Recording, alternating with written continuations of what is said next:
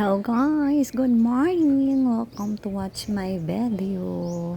Nandito po ako sa garden ko guys. So ito po guys, tingnan po niyo ang flower ko na roses. Pink roses guys. So tingnan niyo po ang ganda-ganda ng bulaklak niya. So nandito po to sa garden ko guys. Yung noon, yung pinakita ko niyo. Update lang po ako ngayon na ang garden ko ay ito na. So tingnan nyo so may red roses pa po ako guys dito, pero hindi po siya namumulaklak. So ito yung old flowers ko noon guys, yan. So hindi na po sila mataba guys, kasi hindi ko na po sila na bigyan ng panahon kasi sa kabisi-bisi ko po guys. Ayan guys, ito ang red roses ko guys. Ayan, namumulaklak na po sila din. So pero maliit ang bulaklak niya, maliliit. So ito din guys. So ayan, tingnan po nyo ang red roses ko. So namumulaklak na din sila. So ang gandang tingnan guys sa kulay po ng roses ko. So ayan po sila yung mga bulaklak ko sa ngayon. Ayan, makikita po nyo. At saka yung papaya ko, ang liit-liit na ng bunga guys.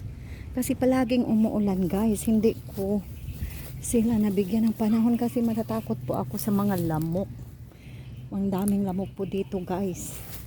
So ayan, yung yung tanim na eggplant ko guys. So yung talong namumulaklak na din.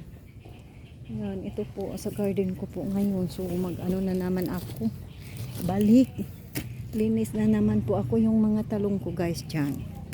So may mga na po sila, may mga bulaklak na po sila guys.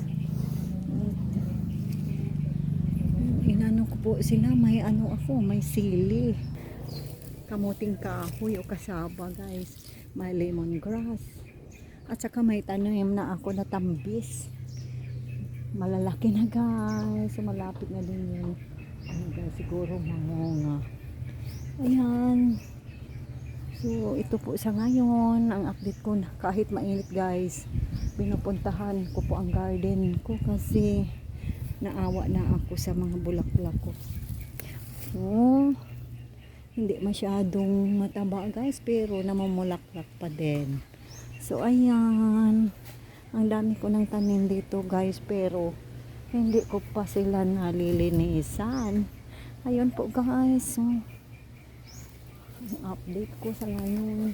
Ang ganda ng bulaklak ng rosas guys. So ito marami na puno po ito sila, pero hindi pa namumulaklak ang iba. So, dagdagan ko pa to guys sa pagpatanim ng mga bulaklak para may may makikita ako tuwing gumigising guys. Dito po patingin-tingin pa ako sa sa mga tanim kong na bulaklak. So maganda din sila guys.